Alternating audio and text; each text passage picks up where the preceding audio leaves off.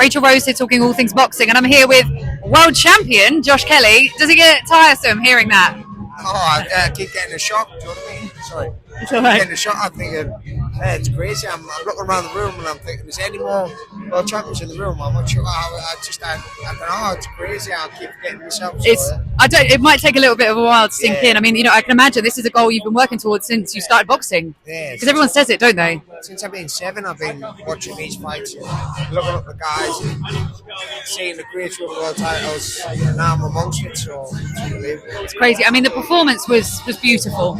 I mean, everyone in the UK was behind you. Obviously you've probably got fans globally as well, but obviously we wanted our boy to win. We wanted some more world champions, and it was just so wonderful to see. You eliminated any question marks, you took away any doubt. It was just from beginning to end absolutely fantastic. Have you watched it back? Yeah, I mean, I've watched the highlights so many times. I've watched the fight through about 5 or 6 times, probably more, but it's one of them where I'm my own worst critic. I'm looking back and saying, I could have done this. Yeah. But to be fair, against that type of opponent, it was a danger man. You know more in the box. I think that was the perfect way to fight him, the perfect way to get the win. Absolutely. Have you thought about? I mean, look, I hate when this happens in this sport. Is that you do something so mega and straight away people are saying, "What do you want to do next?" But have you thought about what you want to do next, or do you just want to take a bit of time to let this sink in and just take what comes up? Oh, well, my coach has been saying, just let it all sink in, but I've been going, what's next? Yeah. What's next? Yeah. I want to know what's next, but I think summertime, something big, hopefully, God willing, we get something across the line and we get it back in the stadium. I love that. Yeah, that would be incredible. So obviously we're here because Matchroom and DAZN have extended their partnership for the next 5 years. As a Matchroom fighter, how do you feel about that? Oh, great.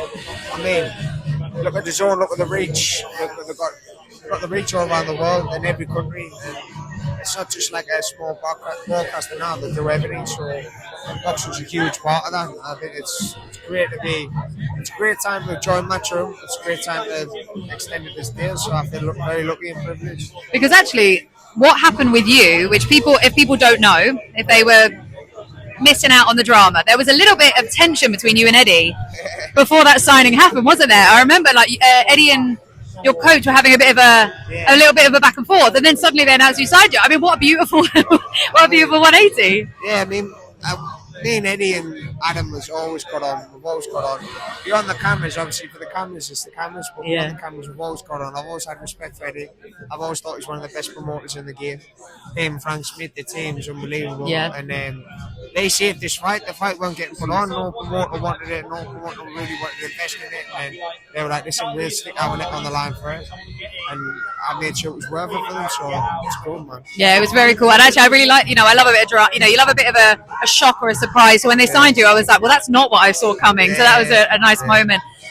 One of the things that Lewis Crocker said recently on TalkSport when he was discussing about his mentality after he won his world title, do you feel like a new level of self-confidence in your abilities, your ability to just breathe through opportunity because of this now? Has it elevated you? Yeah, it's like a lot of people say when you reach the top of the mountain, it's like, what do you do next? But for me, I don't want to lose what I've got.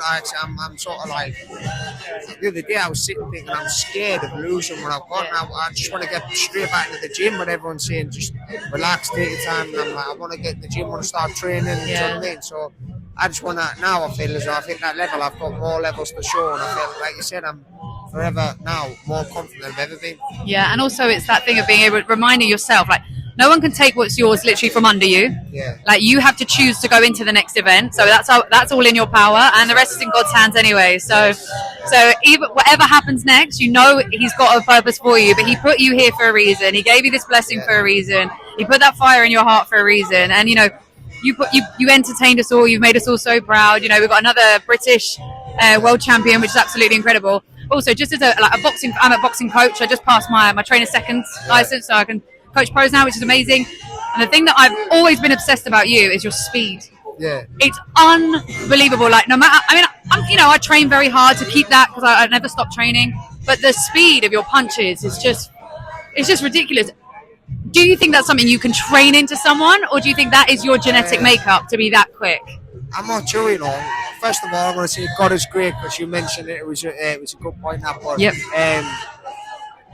not sure. I mean, you can do fast twitch fiber exercises and things with speed. The fast twitch is up in here, but I think speed comes from the mind. It's neurological more than anything. You got to think fast, act fast. I don't know. I've always had fast hands since being a kid. It's weird. I never really thought about it, but now when I'm older, I look and I think, yeah, I've got fast hands. You do, yeah. People, so it's a shot you don't see coming. It's a shot that hurts you. So that's my advantage on a lot of these fighters, especially at 154, where 147 I was fast, but the guys are naturally faster that way. When you go up one, I've kept the speed and I've got a bit more size. I've got a little bit more strength as well. So yeah, I might just be blessed, but I think you need to train your mind to train your body. I love that, because actually one thing that gets in the way of my training is I think. Yeah. So when I don't think, it naturally comes out. So that's a great piece of advice, and great piece of advice to any fighters who are listening there. Work with this and this will follow. So Josh, thank you so much for your time. Congratulations again. I mean, I'm so excited to see how the year unfolds for you and what goes next. So just remember, no one can take from you what's yours. Oh man, thank you. Thank you very much. Thank you so much. Lovely to meet you.